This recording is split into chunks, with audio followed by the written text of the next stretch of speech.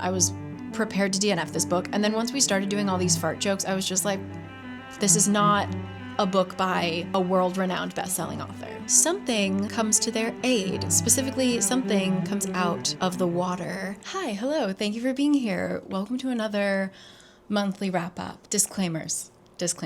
I am 4 days away from leaving on a very long international trip. If you are not new here, you know that usually that means my brain is in a bunch of different places.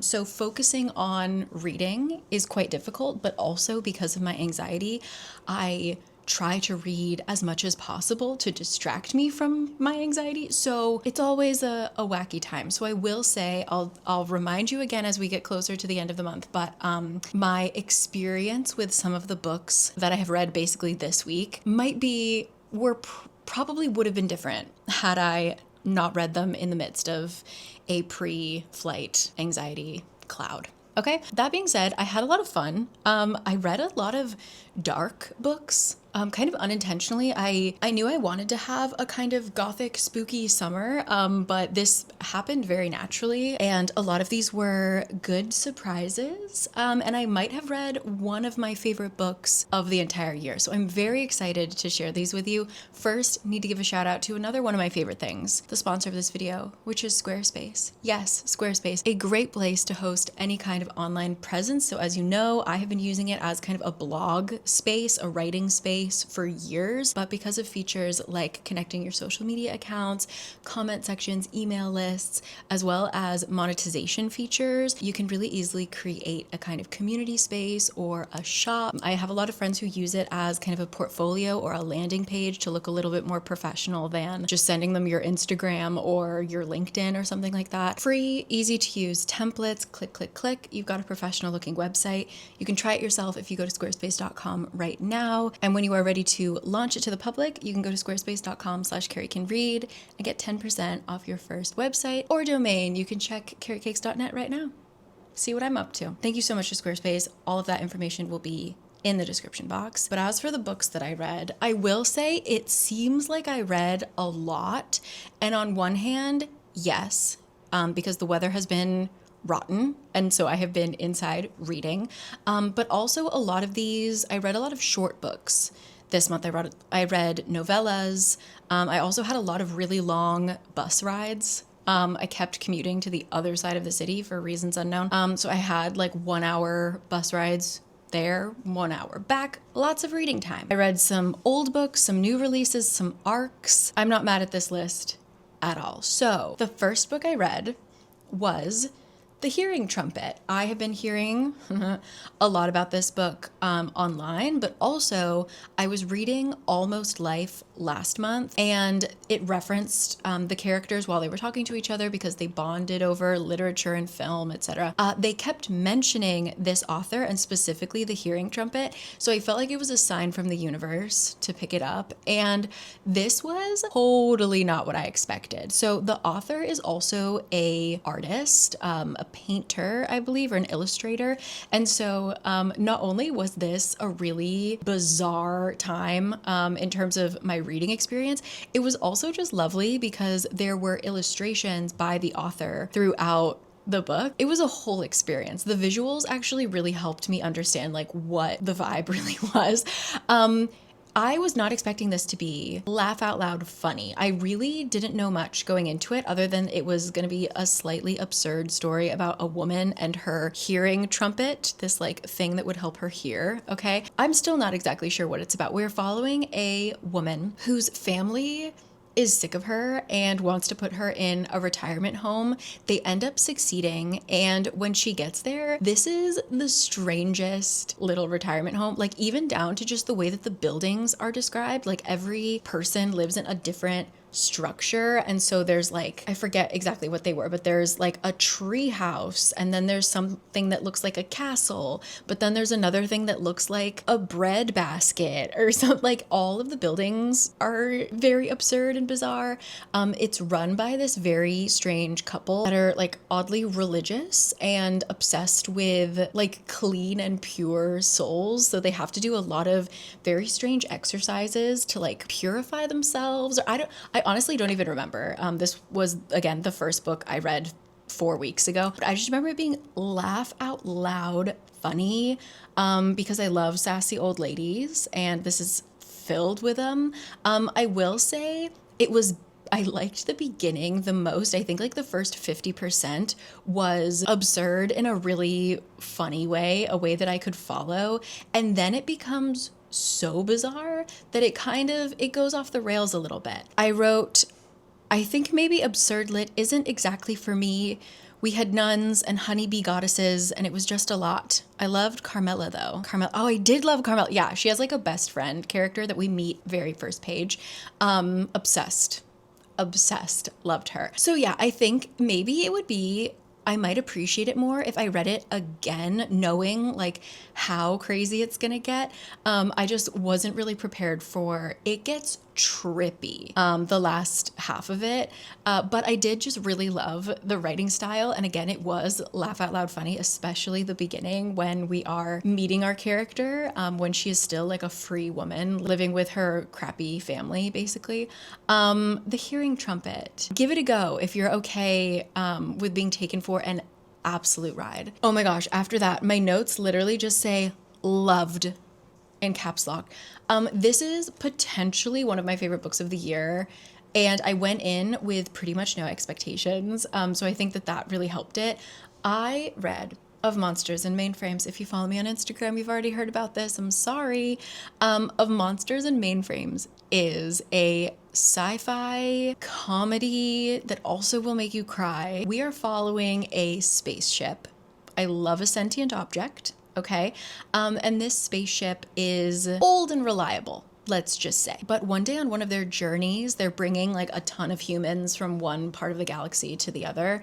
When they arrive at their destination, the spaceship's really quiet because all of her humans are dead, except for one figure that manages to sneak out before anyone can see them, and it's Dracula. So we are essentially following this spaceship and then a host of other characters that like they're each like more unbelievable than the last. There are like fish aliens at one point. We meet a kind of Frankenstein-esque character that has a spider pet robot. We have a couple of humans. We have werewolves. Again, we have Dracula. So it sounds absurd and crazy. We also have an AI doctor character. It sounds absurd.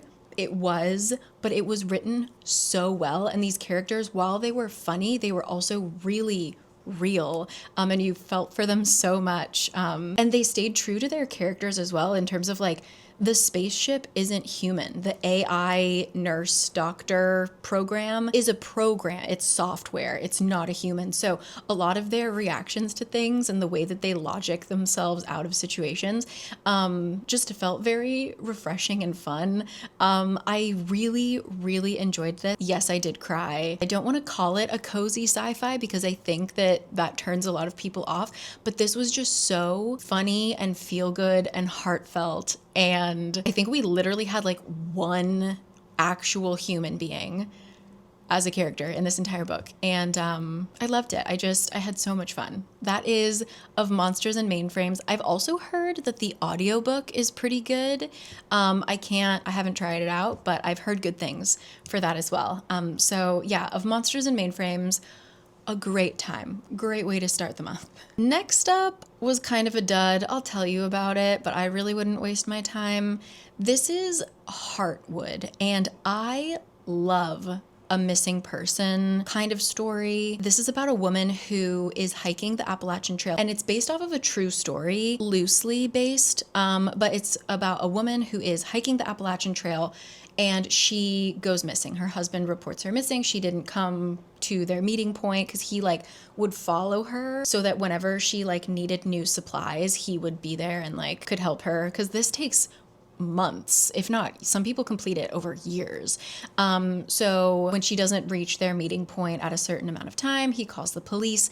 And I believe they're in Maine is where she goes missing. And so we follow a bunch of different people, but mainly the rescue crew, who are really good at their job. They apparently find everyone. So I felt like the book was intriguing in the sense that I love a missing person story. And so that layout of story, I tend to enjoy reading anyway, like the interviews of all the people she crossed paths with on the hike, things like that. However, it was actually really boring.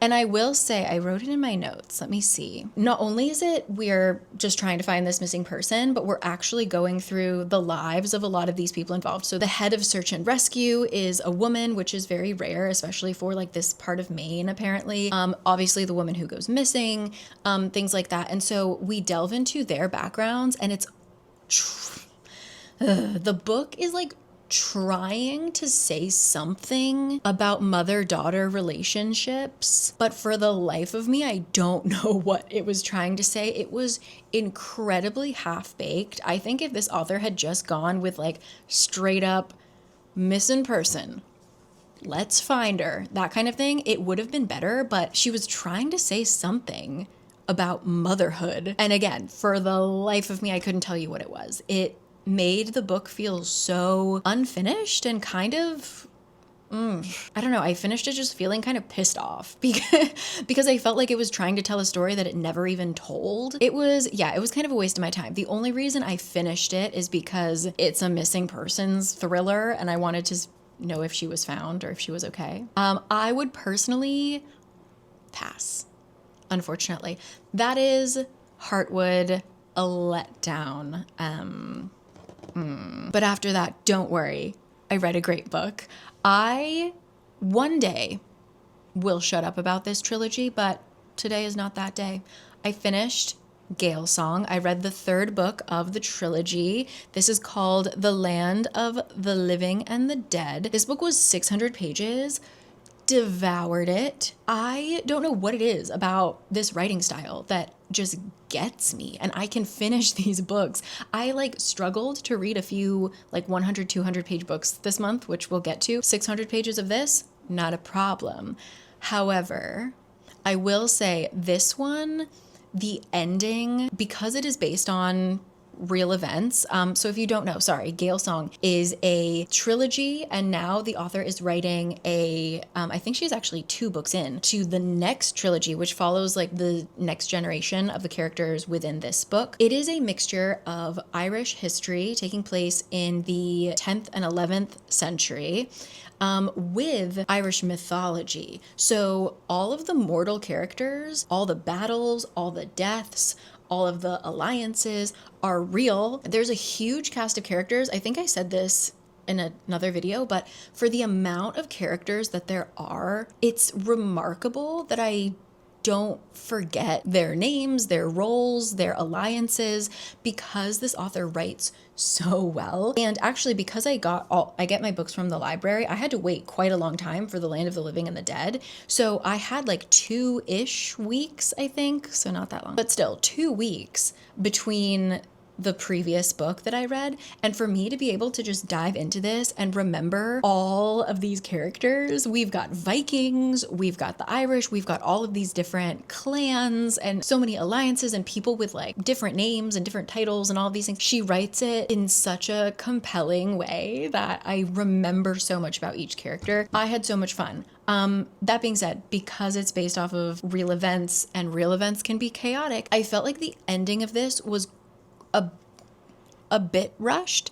However, I could tell that it was setting things up for the next trilogy. So if it had just been like, this is the end, we're never gonna have any more of this story anymore, I would have said the ending was a little weak compared to how strong this trilogy was. But knowing that it continues, I understand why she made certain choices that she did. I really wanted some relationships, some character dynamics to be tied up in a pretty little bow, and they aren't. I know that they will be in the next books. I'm just impatient. So personally, I really loved it. I will say I wasn't as devastated as I thought I was going to be because there are so many deaths. But overall, I think she ended it as well as she could. And yeah, now I know so much about the kind of Viking history and about Brian Boru and all this. I can't stop talking about it. I loved it so much. That is the Gale Song trilogy. I read the final book this month. And then things start getting spooky. First things first, I read a novella called But Not Too Bold. This was about 100 pages, and my main complaint is that this should not have been a novella. I demand that the story be longer.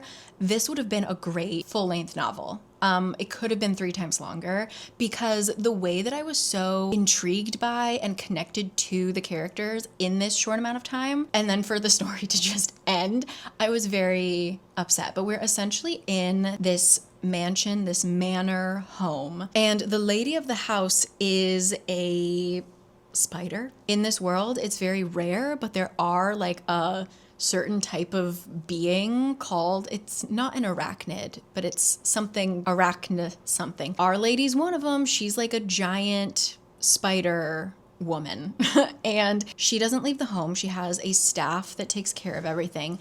And we learn that she takes brides. She will like court these women. Eventually they become her bride. And for reasons unknown, something always happens and she eats them. But then in order to remember these women, she can like make art. I feel like I can't explain it well because the world building, it was like just enough, like just traces of it. I wanted so much more. So she has some kind of magic that she can make these like little models of memories that she has of each bride, and she kind of like keeps them. And apparently at the beginning of our story, she has just eaten a bride that she really loved and someone stole the memory that she made. And so she killed the person that she thought did it, and that person is our main character's boss. Our main character was the accused thief's apprentice. So now she has to take this woman's role. She has to work with the Spider Woman every day and help her kind of solve the mystery. We're not even sure if the person that she killed actually committed the burglary.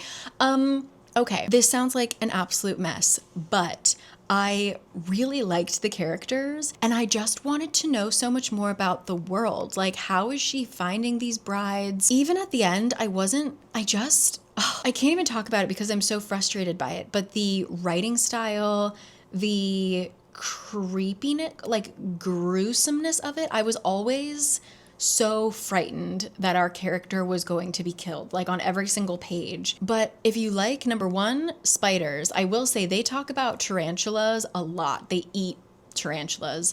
So if you're like okay with that, it kind of creeped me out a little bit. If you're okay with spiders and if you love like angry, maybe misunderstood women who have a little bit of a violent streak. I mean, she eats her brides. I would give it a go. I enjoyed it, but was frustrated by it. I really, really want this to be a full-length novel, but maybe one day. Maybe one day. That is But Not Too Bold. After that, continuing with short, creepy books, I finally read We Have Always Lived in the Castle. I think we read excerpts from this in high school, so I knew about it. I think if I had read it for the first time, I would have had like a much stronger reaction to it, but because I kind of knew what was coming, it obviously was a little bit less shocking, but I just love Shirley Jackson's writing. I love how every little mundane thing can be really creepy. Even like our very first scene is, well, hold on, let me tell you what it's about. We're basically in a small town and we're following our main character, her older sister, and their uncle. They live in some big manor. They've got a lot of land. They are fenced off, completely separated from the rest of the town. And the town hates them. Because something happened to the rest of the family. They have been like excommunicated from the town. There are like the other rich folk who seem to like try and come and take care of them, but they really like, they would prefer to be completely left alone. And so the very first scene is our main character, our youngest sister, going into town to do her weekly grocery shop and library book pickup. And her inner voice, like, not only are the things that are happening around her eerie, but like the reactions that she has to things are so intense. Like, someone will look at her wrong and she will be like, I imagined sewing their eyelids shut and then setting their eyelashes on fire. She's an intense gal, let's just say. And yeah, it was, every little thing was just creepy and everything has to be just so, but also the relationship between the sisters is like lovely. I do think it's considered like a classic of the genre for a reason. And if you don't know anything about it, don't look it up. Just read it. It's very short. But yeah, We Have Always Lived in the Castle. Glad that I read it. And then I just got a copy of The Lottery and like other short stories, the Penguin Vintage Classics collection. So I'm also going to dive in to that. But yeah, Shirley Jackson hasn't let me down. Hasn't let me down. And then another creepy book that didn't let me down is The Haar. This cover looks so scary, but I'm gonna be honest, this is on like the top 3 list in terms of the coziest, most feel-good books that I read this month. So The Haar is a horror novel. This was really bloody, really gruesome. There are deaths. There are nasty deaths in this book. But we are in this small coastal Scottish village and some developer is trying to like buy everybody's land so that he can make a golf course. And we have a handful of elderly people who are like, what am I going to do with this money? I've got a decade left to live at most. I just want to stay in my house. Specifically our main character, whose name is Muriel. She lost her husband many years ago. And she's like, I just want to live in this house that I like lived my whole life with my husband. This is where I want to die. Like, can you just back off, right? As more and more of her allies start to sell their land and give up, and the developers' tactics get more and more violent and scary, something comes to their aid. Specifically, something comes out of the water. It's gross, it's dark, it's graphic, but also kind of like what I said with the hearing trumpet. I love sassy, stubborn old women, and this had a great one in it. I don't know why, I really had a good time with this. It was very short, really quick to read. I read it, I'm pretty sure, in one night. But yeah, The Haar, if you're okay with like, it is horror. If you're okay with some gruesome stuff, I had an excellent time. That is The Haar. Don't let the cover scare you. The cover is so gruesome, but I felt like, again, I walked away feeling pretty good. That's The Haar. And then for my final kind of creepy book, I will say, I read The Midnight Shift. I will say, a lot of times with translated work, especially Korean, it can feel, for me, a little, how do I describe this? A lot of translations feel like just very matter of fact. And like, I don't want to say simple, but there's like a certain lack of feeling to it. This is the first time I've read a book translated by this particular translator. And I thought it was translated so well. It had a lot of feeling to it. It felt very natural. Like, especially the dialogue felt like it didn't feel like it was a translated work, if that makes any sense. I really don't have the vocabulary to explain why I like this particular translation, but if you've ever kind of struggled with translated work feeling a little robotic, this felt very smooth, natural. The characters, it also helped that the story was really good. So The Midnight Shift is about a retirement home where its residents keep killing themselves. And it might seem like, you know, they all leave notes and they're all like, it's time. I just want to go meet my creator, you know, peace out, bye. But something is off. Something feels suspicious. Even just like the physics of it, like where they have landed in terms of where they jump, things like that. So our lead detective on the case is digging into it, and she cares about this case extra because she actually has someone that she loves in that retirement home. So she really wants to get to the bottom of this. This is multi-POV, so we're also following another woman named Violet who lives in France. She was adopted from Korea, and we follow kind of her childhood where she meets this very mysterious girl at a movie theater, and they start this friendship. And of course, Violet and our detective in our present day meet, and let's just say they work together to solve what's going on. There's definitely vampires involved. I think that's all I can really tell you. I wanted a lot more vampire lore. We actually don't see a whole lot of the vampires, or we don't, I guess like once we find out that they're vampires, they kind of like dip. So we don't get a whole lot of vampire background information that I really wanted, but I actually really enjoyed it. I read it throughout 1.5 days, one of my long bus ride days.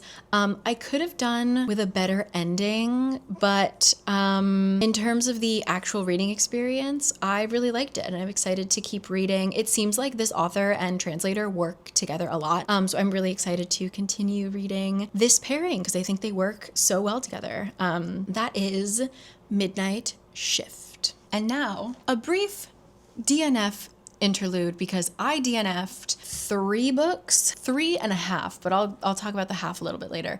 I DNF'd 3 books, 2 of which are very popular right now, recent releases, I believe. Let's talk about them. Number 1, Because I Killed Him. I have heard about this mainly on Bookstagram. I believe this is a debut, and people were just talking about it as like this being an incredible surprise. This is amazing. A lot of people said like, oh, normally I don't like this kind of setting, but this was just done so well. I was so intrigued. I loved it. Oh my gosh. Not me. So this book is 600 pages long. I read about 120. I read more than 120 pages. Okay. I gave this a good try. So we are in this kind of, is it a dystopian setting? We're in this very bizarre future, but also past. It's supposed to be very like 1920s, a kind of like Great Gatsby vibe to it. However, we have like flying cars and robots. Okay. And in this world, you can be a private and a public citizen. And so basically, like before you're 21, you can be a private citizen, but after that, you need to become public. And if you do that, it's kind of like, if I'm remembering correctly, it's a little bit like the Black Mirror episode where everybody has a score. And if you're a public person, you have a score and you are open to being executed at any point. There's like daily or weekly executions. I think it's weekly. Televised executions for people who just like fuck up and do bad things. So yeah, I guess it's dystopian. I would call that dystopian. But our main girl, instead of waiting until she turns 21, she has decided to go to the academy at, I think she's 18. And by entering university, you become a public person. So she literally has a target on her back now, especially because her dad is a politician who has just made this particular drug illegal. And this is a drug that like everybody loves to take.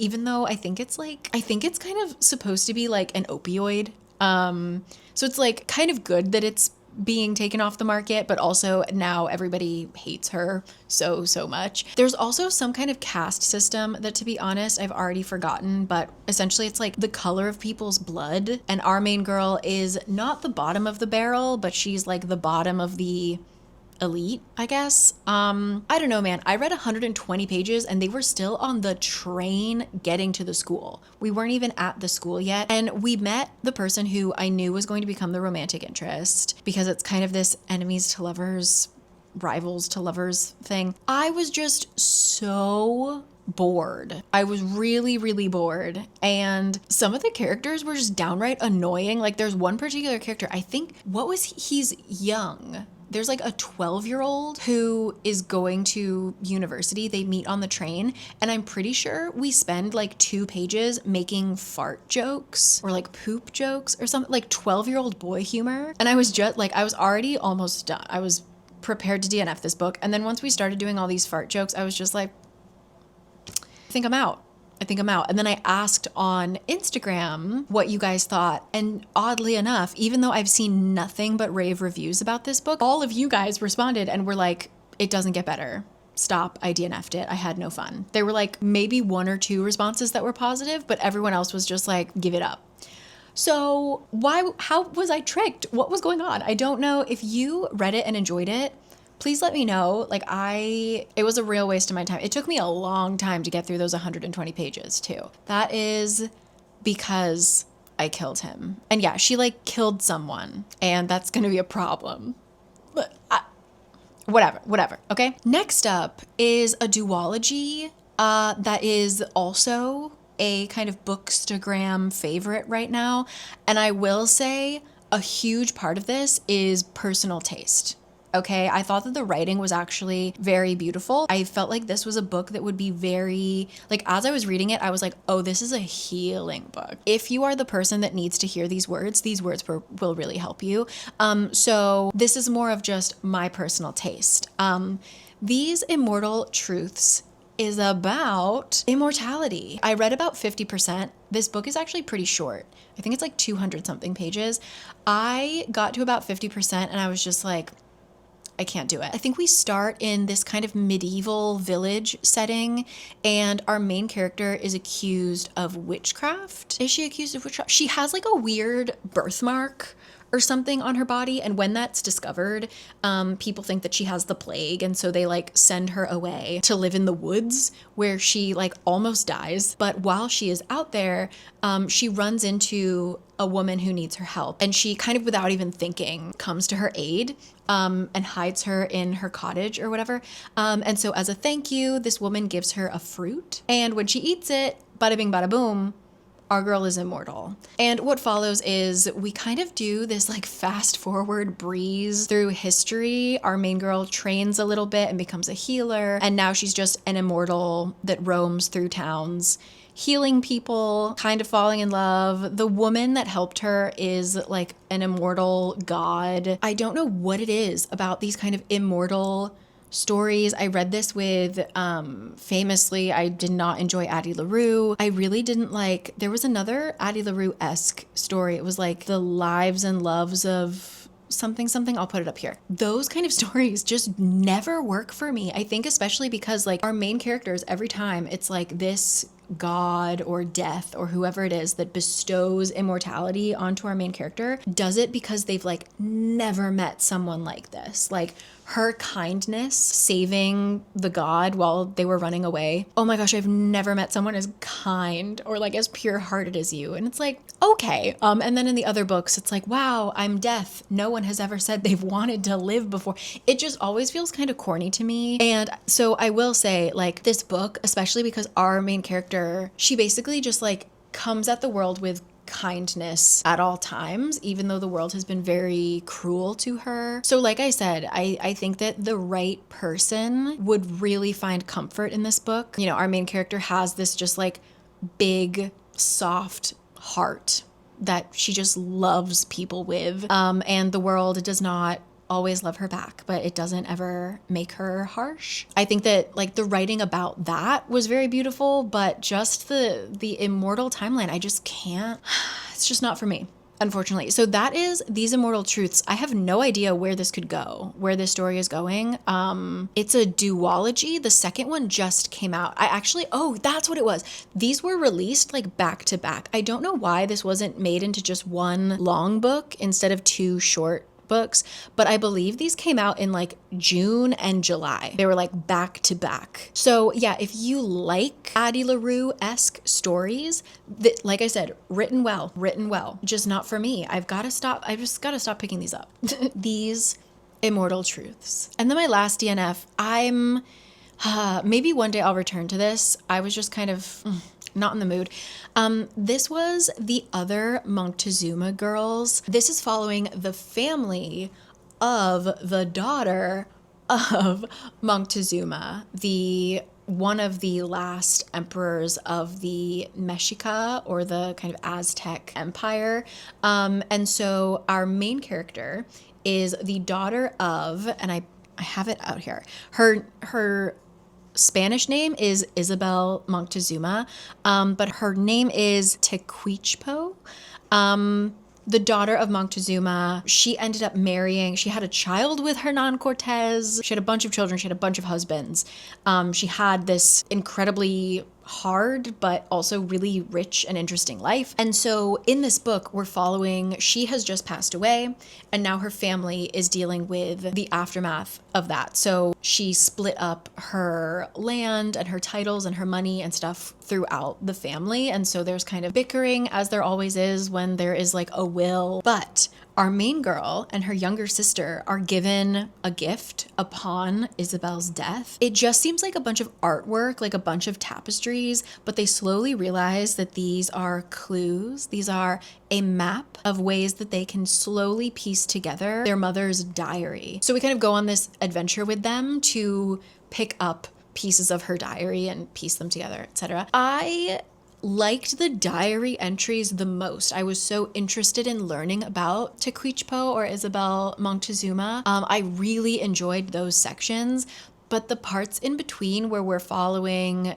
the daughter and younger sister, her older brothers, all of this stuff, I really just didn't have a good time with it, unfortunately. I think if I had given it a little bit more time, I would have eventually sunk into it, because we were kind of introduced to a character that I felt like was gonna be interesting and maybe like get rid of the really annoying characteristics of our other characters. So yeah, I was very, very interested in the history of it, but in terms of the characters of that like next generation who were our main characters, I wasn't having a great time, but I would still recommend giving it a try. There isn't much, especially young adult historical fiction about this time period, and I found it really interesting. For some reason, just could not gel with our children that we were following, unfortunately. So that is the other Moctezuma girls. And those were my DNFs. But then we turned it all around. I heard about this one from, I don't know if it got re-released. I think it got a new cover. I don't know if it, anyway, doesn't matter. I heard about this from Reads with Rachelle, and I read Hopeless Necromantic. This was a good time. This was cozy. This was funny. This was really funny, actually. I will say it was a little long. We're essentially following a necromancer who has the ability to raise the dead and has often been called upon by his kingdom to raise the dead to help fight in battles. Okay? Have like a zombie army. But he's retired. He only does like little house calls. He likes to just stay in his house and play board games with his friend, who is a skeleton, who plays the lute. Who's very funny. He's a former soldier. This was actually his brother-in-law that he brought back from the dead to be his companion. They just play board games and occasionally raise a couple people from the dead for spare change. But his kingdom needs him, and so he has been called back to do what he does best and raise a zombie army. And this demon character is tasked with being the one to get him to agree with this, because he has been ignoring the queen, or the ruler's call for years at this point. And so one of the soldiers, a demon who is hell bent on being a hero, she really wants to be the hero of this story, she's gonna get him to agree. So we end up going on a little adventure with these three, and it's actually really a story about grief and healing and letting go. I thought it was done really well. I think I wished that the ending bits, especially when we really come face to face with healing from our grief and letting go of the things that we're carrying, I expected it to be a little bit more punchy, to be quite honest, but I still had a really good time. It was truly laugh out loud funny, especially the skeleton. I really had a wonderful time. Like I said, I think it got a little long, especially the battle scene, like the big battle scene was very long, but made up for it with fantastic jokes and a lot of heart. I didn't expect it to be kind of so centered around grief. But it was really well done, I thought, and I had a lot of fun with it. That is Hopeless Necromantic. Yeah, Very sweet. Very sweet. After that, probably my most anticipated read or my most anticipated review, I was lucky enough to get my hands on the Arc of Taipei story. I've already passed it on to someone else, so I don't physically have it, but it's beautiful. All of the cover, every version of the cover, stunning. Wonderful job, everybody involved. So I already made a reel about this. This was really bizarre. I just really wonder what the point was or what she was trying to achieve. We're basically following a girl named Lily. She is Chinese American. Her family's from the mainland, but she has decided to go to a language school in Taiwan over summer, basically for visa reasons. It's easier for her to get a visa to visit Taiwan than it is for her to visit mainland China, which is very true. And so she goes to Taiwan, she's in Taipei, and she's there for a full summer. The first 60 pages I thought were excellent. As someone who has studied abroad, who has done a language program, who has friends who are, in my case, Korean American who have come here to Korea. I live in Korea. If you're brand new here, hi. Friends who are Korean American who have come here and kind of experienced a lot of feelings of otherness, uncomfortable feelings. I thought that she captured that really, really well. These like tiny details of like finding the coffee shop that you like and just the excitement of studying a language and then being able to go out on the street and order your lunch in that language and things like that. Really fantastic start, I thought. Then what was that? But once we reached the end of this book, I really felt, I said it before, I'm going to repeat myself. I really think that like you could take any relatively intelligent person from my study abroad group, if they were Korean American, give them the assignment to like write a book or like a 300-page story about their time here. Anyone could have written this book. This felt like it was written by someone who just came back from studying abroad, which yes, Lily Chen did just come back from studying abroad. That is correct for who our character is, but it's not correct for who our author is. I think if she wanted to be really realistic, write this story as just like a girl who spent a summer in Taipei, she did that, but also like we already have that. We've got travel blogs. Like I've read Substacks with more depth, more consideration about diaspora than this book had. This was just so like diaspora 101, I think. Like, I just don't know who this audience is. Basically, if you have given like half a thought to your culture, your place in the world, or if you've ever spoken to friends who have had a feeling of disconnection with their ancestors, their heritage, etc.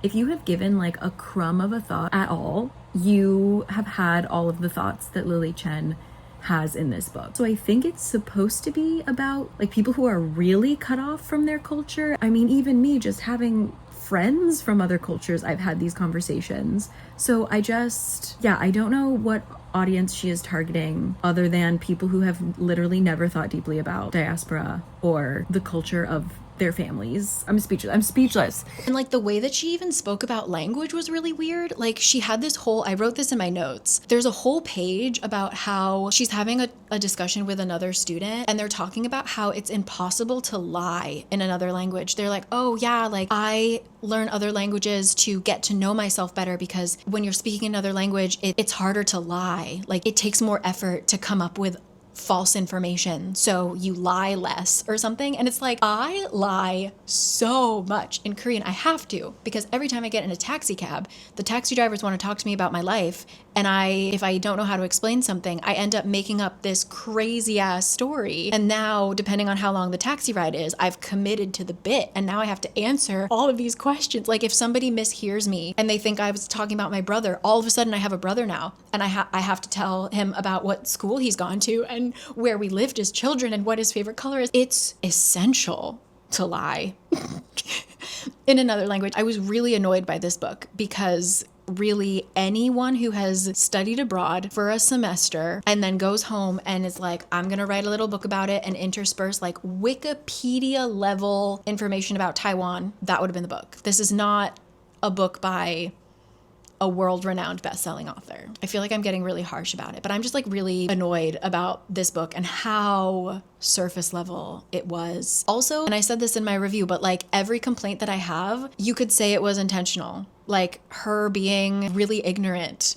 is intentional, or, you know, there being not a really strong, clear ending intentional. I'm tired. I really think, just to like stop annoying myself, this honestly might be my last RF Kuang. Yeah, this was just like the average study abroad experience of an average person visiting the homeland of their ancestors and like not giving much thought about it. That's Taipei story. I'm gonna take a break. Hold on. Okay, sorry, I'm back. I'm refreshed. Now for the last 5 books. Okay, in one day, I read Into the Blue. I devoured this book and I was very confused about what this book was actually going to be. For some reason, I thought it was going to be about astronauts. Close, but not quite. Into the Blue. We are following our 2 main characters. They meet when they are 17 and 21, I think, are their ages. And they meet at like a part-time job. They both work in like a Blockbuster-esque shop, and they end up becoming improv partners, or like they take acting classes together, because our main guy, he comes from this famous like Hollywood royalty acting family. Okay. Our main girl is interested in writing. Specifically, she writes fan fiction for the like hit sci-fi show that his aunt was actually in. So when she goes and meets his aunt, and his aunt is like, hey, you can study acting with my nephew, she is like, absolutely yes. So we follow them kind of over this one summer where they are learning acting together, and I absolutely adored that. Then we fast forward to present day, where our 2 main characters have, for reasons we will discover, lost contact with each other, only to be brought back to work on an acting project, and our story goes on from there. I loved the first, I'm gonna say third. Without looking up, I read the first 120 pages in one go. I really, really enjoyed it, especially, and this goes throughout the entire book, I loved how acting and improv especially was talked about. However, personal taste. However, this book does rely on a particular trope that I do not like. You can't guess it, because I don't think I've actually ever mentioned, it's very rare for me to read a book that has this trope in it, but I really don't like it. So my enjoyment of the story kind of took a nosedive, but in terms of the other characters, the acting projects, things like that, I thought how the ending came together was really nice. Just unfortunately was never going to be a 5-star read for me because of like the central theme of the plot, or like the main trope, which was such a bummer. The second it was revealed, I was like, damn it. But I think a lot of people would really love it. And it was really a taste thing. I thought that the writing, the pacing, the side characters, again, like just the teaching us about like the exercises, the trust exercises with learning how to do improv, thinking about how stories and characters are revealed. And yeah, I generally had a really good time with it. It was just, unfortunately, for my personal taste, there was one big honking thing that I didn't enjoy. But that is Into the Blue. I think a lot of people would really like it. It is not a typical romance, and it doesn't take place in space. It takes place in fake space, but they are not astronauts. I really thought this was going to be an astronaut book. I'm not mad that it wasn't, just surprised. That is Into the Blue. And the next one, this is the book that I mentioned where I would consider it a half DNF. Like, I technically finished it, but were my eyes glazed over half the time? Yes. And this is a book that, unfortunately, in another life, I'm sure I loved this book. It just had so many small things working against it at this exact moment in time. So I will say, take this review with a grain of salt, because in another life, in another dimension where Carrie doesn't have anxiety or Instagram, I loved this book. Okay, and that is The Other Bennett Sister. So this is the story of Mary Bennett, who has kind of the smallest role in Pride and Prejudice. She's the middle sister. She's a little odd. She seems a little like just unhappy and conservative and boring and unliked, compared to the incredible beauty and charm of all of her other sisters, okay? So we follow her. I think the first, almost third of the book is really scenes that we know from Pride and Prejudice. We start to realize, why is she so obsessed with playing the piano? And seeing Pride and Prejudice through her eyes, it low-key made me hate Mr. Bennet. I also, like, you kind of don't love Lizzie. Weirdly, Charlotte comes off as low-key a villain as well.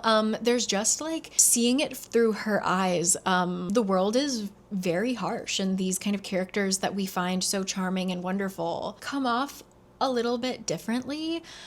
So I was very intrigued by that. There were points, like my feeling, I was like oscillating between finding that very intriguing and like, ooh, I love looking at this scene from a different POV. But there were also times when I was like, this is really boring. And then once we got to post Pride and Prejudice and we continue in Mary's life, that also felt really long and eventually boring. Like I said, pretty much everyone that she runs into for at least the first half of the book is just very cold and unlikable. And even Mary is very unlikable for a lot of it because she is just like learning. A lot of this book is just her reading a lot of like philosophy. And so her kind of trying to parse out what she believes and how she like interacts with the world. So sorry, I will say, like, just as the book itself, I found it to be a little too long for me, a little too boring. Certain, like, chapters of her life were too long. We could have wrapped it up. So that was the book. I will say, I also was reading this as, like, an anxious person about to take a flight. So I will say that my attention span was suffering. So that's why I say take this with a grain of salt. But the main thing that worked against this is that I have been seeing a lot of content about the TV show. So they just made a TV show of The Other Bennet Girl, and it looks great. But because I know that I thought that I would really like it, I wasn't engaging with it. Like whenever I would see something about it, I would usually try and scroll away. But I saw just enough that I thought, first of all, I thought the book would have a slightly different vibe. I thought the book would be a little bit lighter. Honestly, like the book was very depressing. The first at least 60% of the book was very depressing. And second, I thought I knew who the love interest was. And so I spent all of the book waiting for a certain character to return and sweep her off her feet because I saw the damn, again, kind of quickly swiping through, I saw like the whole love confession scene. I was wrong. So like the whole time we're introduced to this one character, I was like, ugh, get out. You're not her true love. This other person is. I was wrong. So I just like, I think I went into it also with different expectations because of the TV show. I do really want to watch the TV show though. I think it would perform better, especially with those actors. Yeah, it was just kind of a frustrating, sad read until maybe the last half, if that. So yeah, I hope that in another dimension I liked it, but sadly, The Other Bennet Sister was not a hit and honestly should be counted as a DNF for the amount that I was kind of checked out, to be quite honest. That is The Other Bennet Sister. Sorry, Mary. We're almost done. Then I went back to a little bit of creepy. I read Morbid Curiosities. This is, I wouldn't call it dark academia. It's certainly academia. We are following our main character who is 17 and she is spending the summer in San Francisco working at this particular institute that is renowned for whatever science they're working on. We'll get to that. This, I will say, if you like science, I feel like you'll have a pretty good time with this because our characters spend a lot of time like trying to come up with kind of experiments or tests or things like that. So there's a lot of talk of like what data they need, how they're going to approach certain things. I was low-key having war flashbacks to AP Bio. But if that's your bag, go for it. So when she gets there, enters the program, meets her fellow students, we realize that this is not going to be a super fun time. She, of course, is paired with the boy that she hates on site because, and I feel you, girl, because He is like on his phone without his headphones watching basketball while the teacher is talking. Oh my God, I would have strangled him. Anyway, so like I totally understood our main character. They are paired, they are put into teams, and they are going to be competing for a place as a researcher at this institute.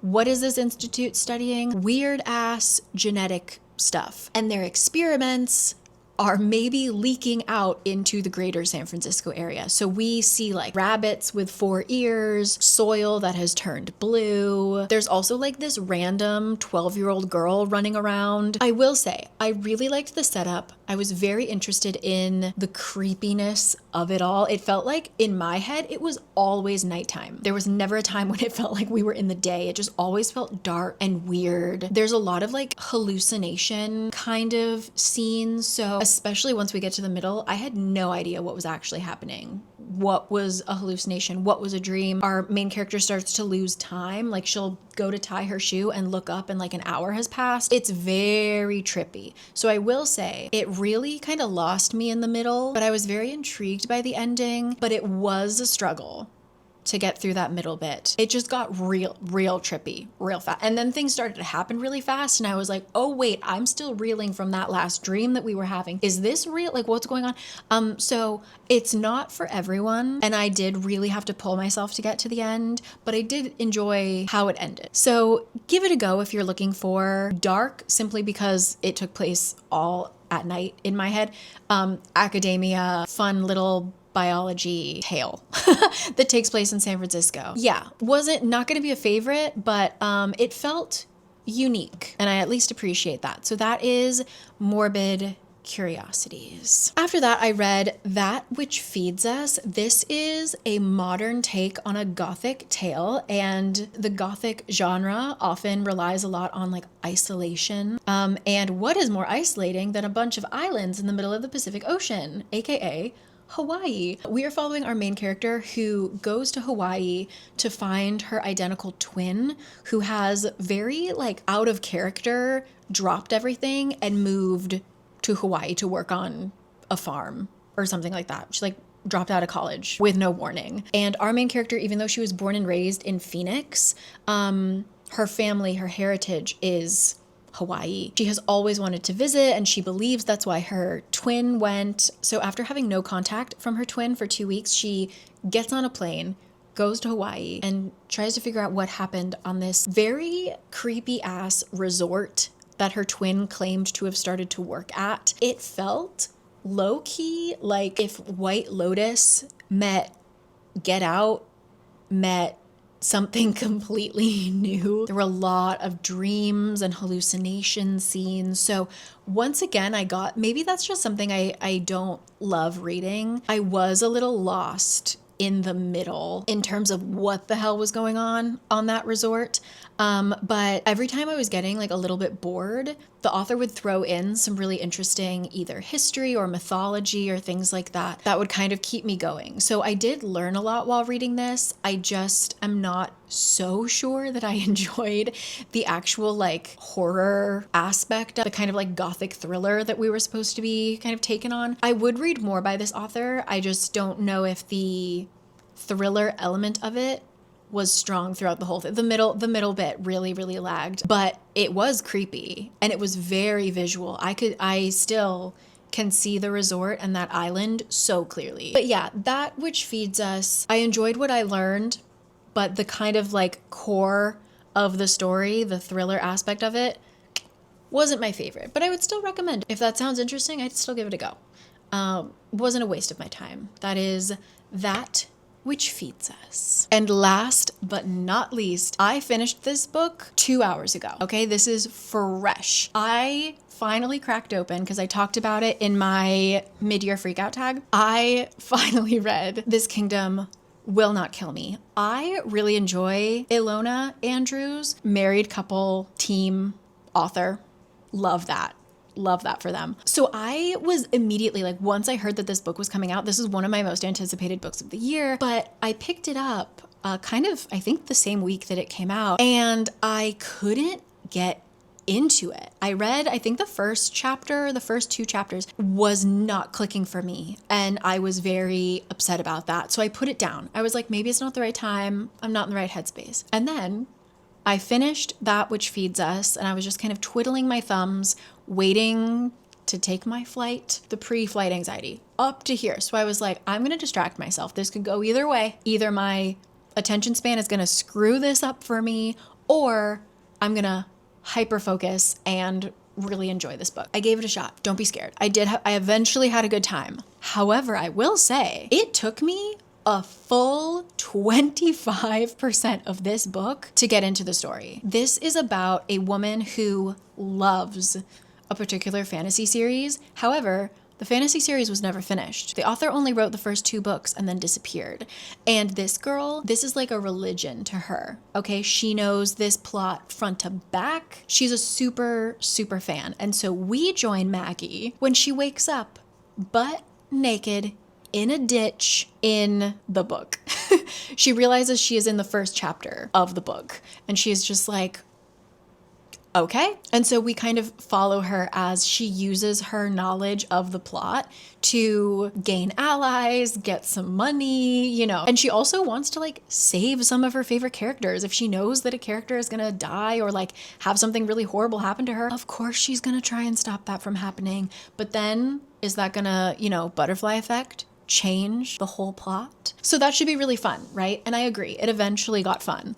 But kind of just simply because of the setup, the first 25% of the book was really tell, not show. We would just have these like long breaks in the action for her to tell us. Also, it's in first person, and like that's hit or miss for me sometimes. We would have breaks in the action of her explaining the plot of this book to us. Like, oh, that's Joe.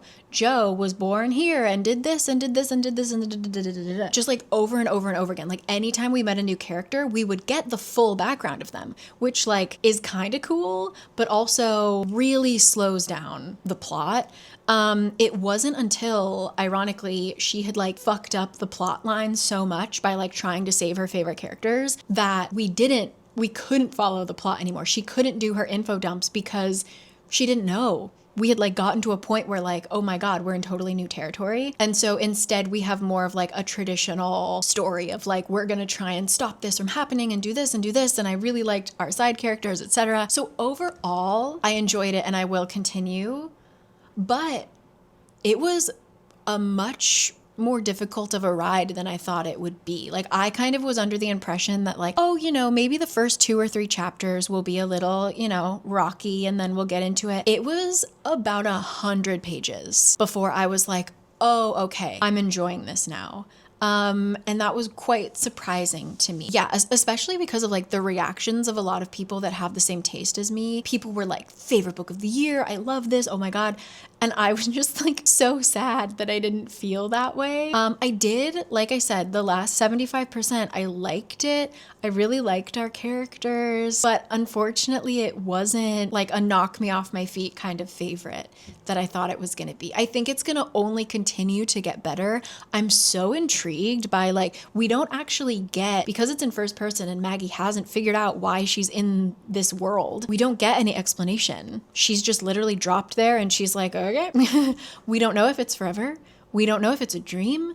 We don't know anything. Who's the author? Anyway, so I am very intrigued. I will continue it, but yeah, I did not expect to have such a rough time getting into it, knowing how their other books have been like so seamless and so funny to just slip right into. Yeah. If you're only seeing rave reviews and you're having a hard time getting into it, you're not alone. You're not alone, but it was fun.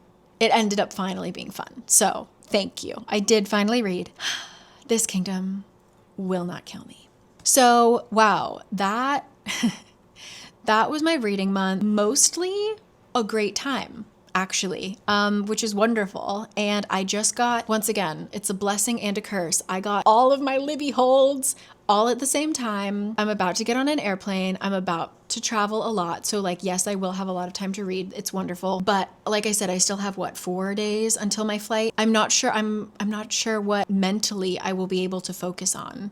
Maybe I'll take a little break from reading until I get on my flight, and I've got some rom-coms waiting for me. I've got a 10-hour flight and I'm so excited. So also, if you follow me on Instagram, you've already seen it, but we have meetups in the Seattle one has already happened by the time that I post this, but we will also have one in San Francisco. I'll put the information down below for that one. But yeah, I hope that I saw some of you guys and hope we had a good time, and I'll see you guys really soon. So thank you so much again to Squarespace for sponsoring this. Info in the description box as usual, but squarespace.com/carriecanread to get 10% off of your first website or domain. A great resource, a great resource. And thank you to you for sticking around for all of this. If you've read any of these, let me know your thoughts. Was I wrong about any of them? Was I right about any of them? If any of you have read Taipei Story, let me know your thoughts. Yeah, if any of you have watched the other Bennett Sister TV show, I'm assuming it's worth my time, but if I'm completely off base like I was about the book, let me know. So yeah, I need to get lunch. My stomach is like audibly growling. I'm sorry if my microphone caught it. I'm gonna go get lunch. I'm gonna go edit this up for you, and then I'm gonna do some more laundry and get ready for my trip. So I will catch you guys soon. I have some stuff filmed already, and then we're gonna have an important announcement actually at the end of this month. So please stick around for that, because I'm like very nervous, excited to talk about it, but I'm mostly excited. So, all right, gotta sign off. I'll see you guys later. Thanks as always. Let me know what you're reading, etc., etc. And see you in a bit. Okay?